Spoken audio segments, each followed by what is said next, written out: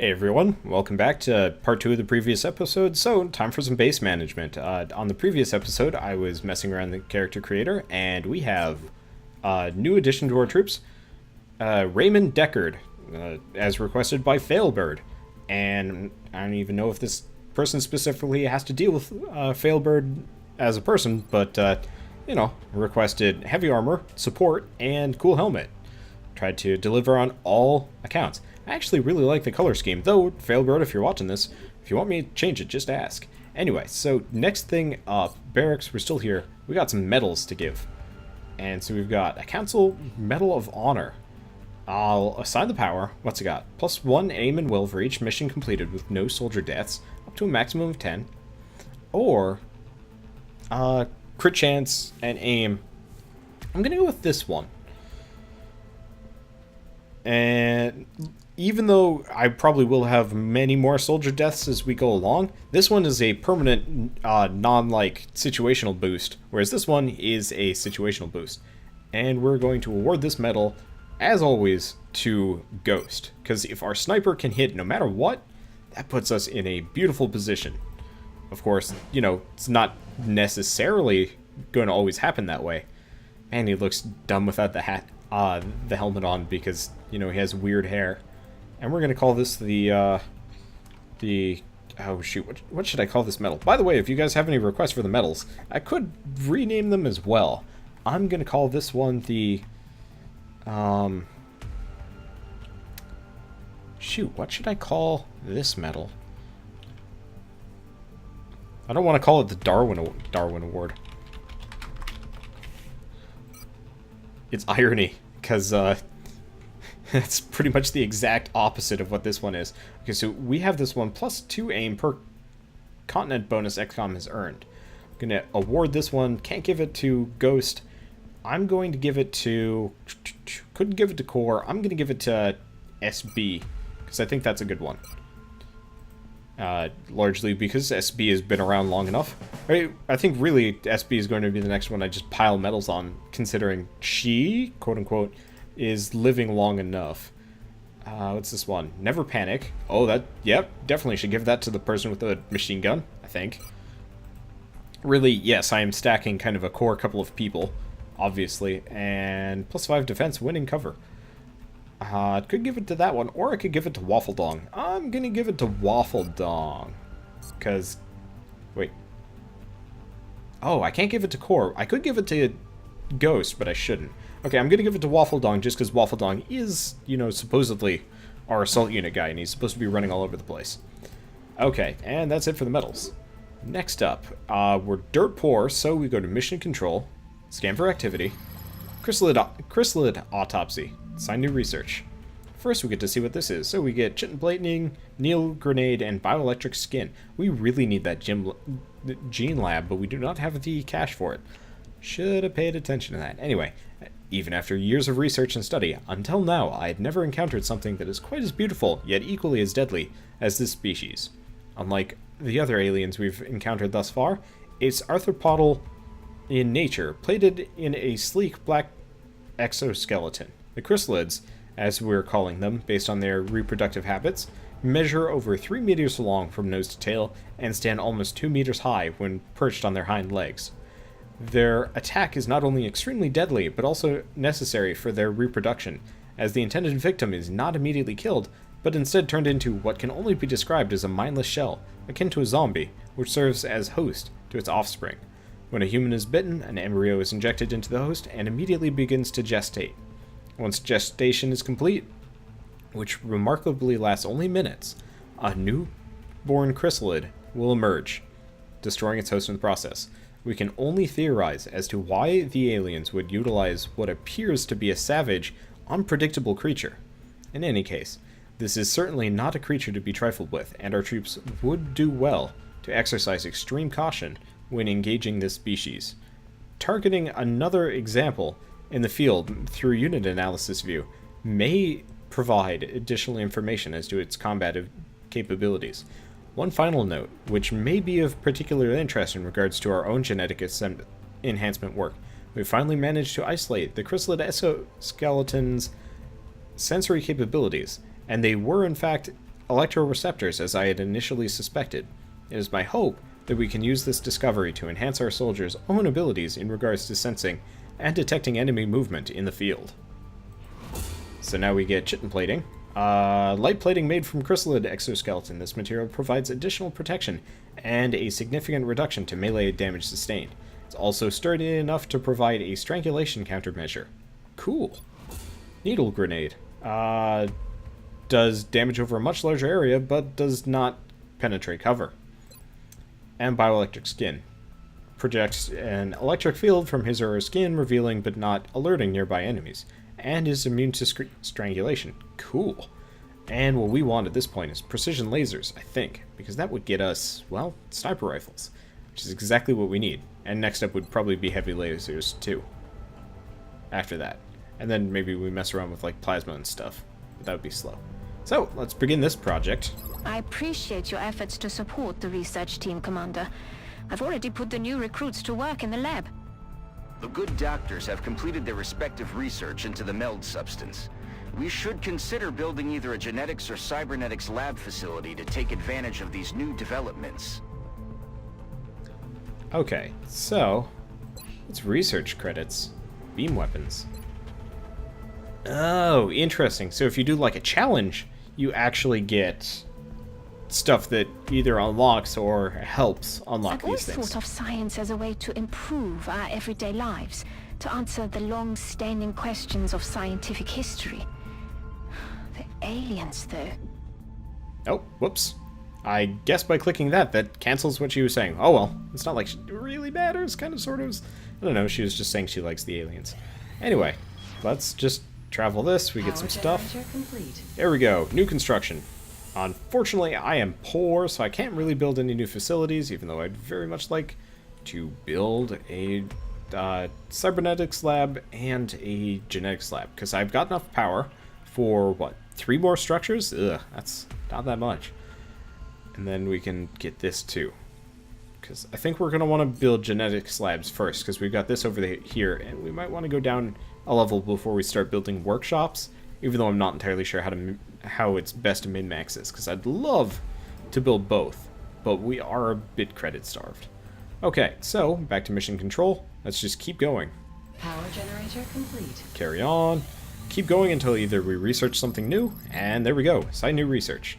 So now we've got this, scatter laser and laser sniper, so I believe that means we get a new shotgun and sniper rifle. After a number of failed experiments, we finally succeeded in focusing an accelerated energy pulse through a narrow field lens, while still maintaining adequate energy efficiency. The result is an extremely capable weapon akin to a traditional sniper rifle, but with a much greater chance of inflicting critical damage on enemy targets. We believe this weapon is now ready for deployment in the field, once Dr. Shen and his team complete the fabrication process. During our testing, we've also developed another prototype operating under the same principle, but relying on a modified prism to scatter the beam rather than focus it. We envision this weapon filling the same tactical role as the traditional shotgun, but without the ammunition constraints, and with greater damage output. However, as with other laser-based weaponry, heat dissipation issues continue to plague these designs. Okay, so now we get the laser shotgun, laser sniper rifle. We already know what these deal with. Okay, so we could do heavy lasers, which is probably valuable, and the other stuff is some other things. Let's see. MECs, detect incoming UFOs. Well, considering we don't want to detect half of the UFOs we ever fight, not entirely keen on that one. We can also interrogate a floater and do some autopsies. The Muton autopsy would be tempting, but I want to get the heavy lasers because I'd like to outfit our guys with some new weapons. Or at least, if we do get the chance, I would like to equip them with the more powerful stuff that we've got going. And apparently we have crazy power now, which means I probably won't have to build anymore for a while. Or ever. I should probably calculate it. How many more do I need? So if I have enough for 7, I have 17 extra power, which means I can build 5 more structures?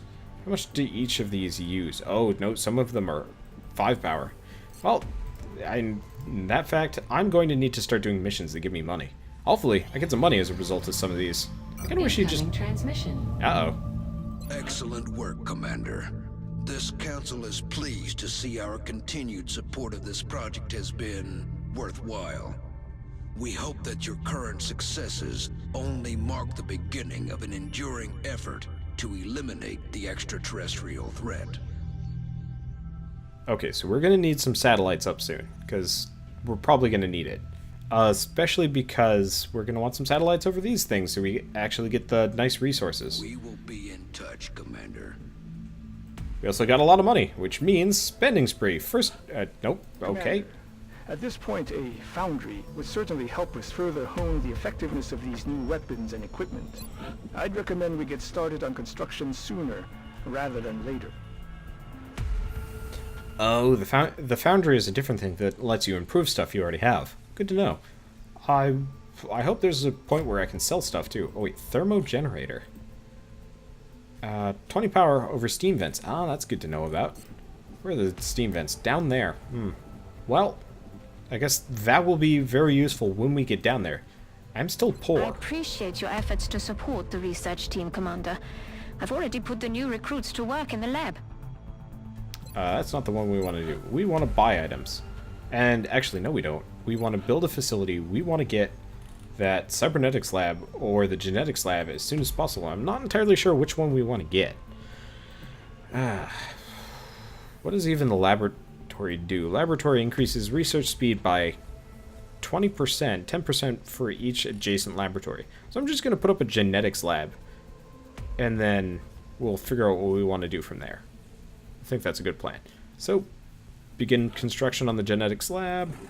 That cost us most of our money, but in 10 days we'll be able to get that going.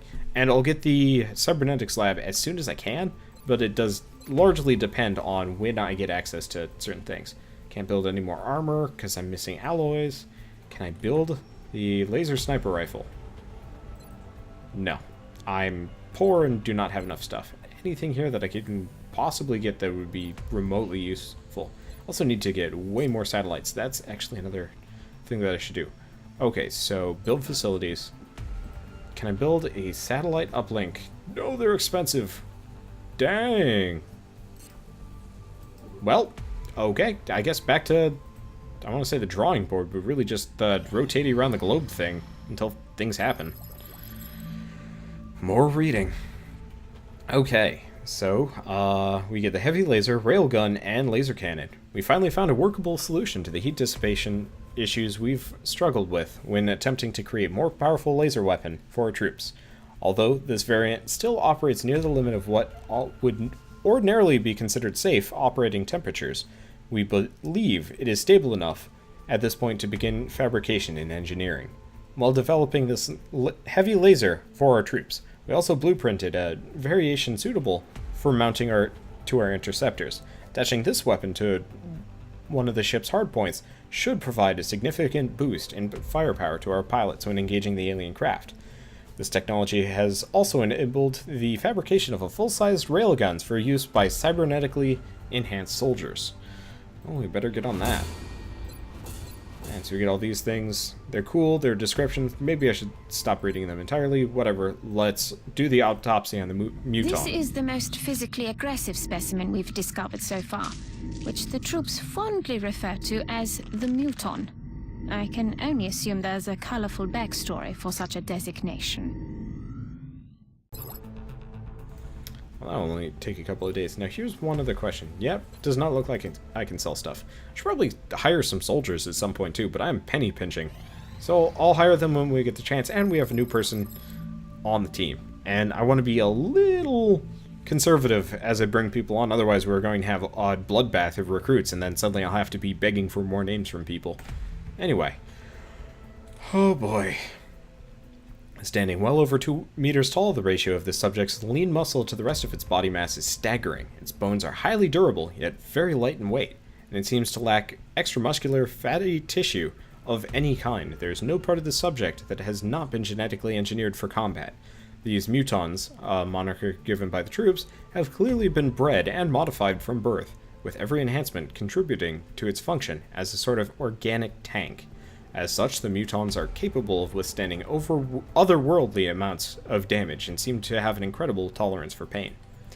During the autopsy, we also noted a variety of ritualistic markings and unusual tattoos, which imply some sort of past tribal structure among the muton species.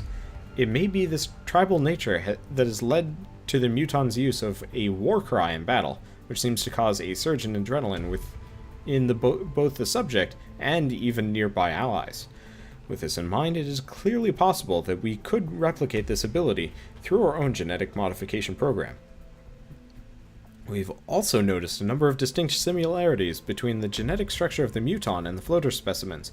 Although I can only guess as to the aliens' intentions, it certainly appears that the floaters may have at one time been mutons themselves. If the aliens have been experimenting with the muton physiology, perhaps the floaters are a byproduct of their less successful attempts at genetic manipulation. We may be able to gain further insight into this creature's combat capabilities by targeting another example in the field in the unit analysis view. And we get this. Overloads the adrenal neurosympathy. Overloads the soldier's adrenal glands when a kill is confirmed. The soldier emits pheromones that grant offensive benefits to all nearby squad mates. Cannot occur more than once every 5 turns. Cool. I guess let's just go down the list. I should probably autopsy a sectoid or interrogate a floater. Or do one of these. Well, the total time is slowly going down at some point, but I'd very much like to get these things. Should probably also save the alloys so I can get this thing too. So let's interrogate the floater. That's probably going to give us more useful tech. I like these cutscenes when you see the aliens. Yeah, I can see how they were once mutons. They've kind of got that facial structure for it, ish, even if it's largely humanoid. I feel bad for the creature being that modified. Okay, we also have a lot of meld. Well, mission control, what can we do? Contact detected. Oh, we found a UFO. UFO class. Well, let's see. Send Sky Ranger. It crashed. Oh, well then. I guess that brings us to the next mission. So, in that case, UFO landing site. I guess I will see you guys on the next episode of XCOM Enemy Within. And as always, thanks for watching. Looking forward to this one. We're probably all gonna die.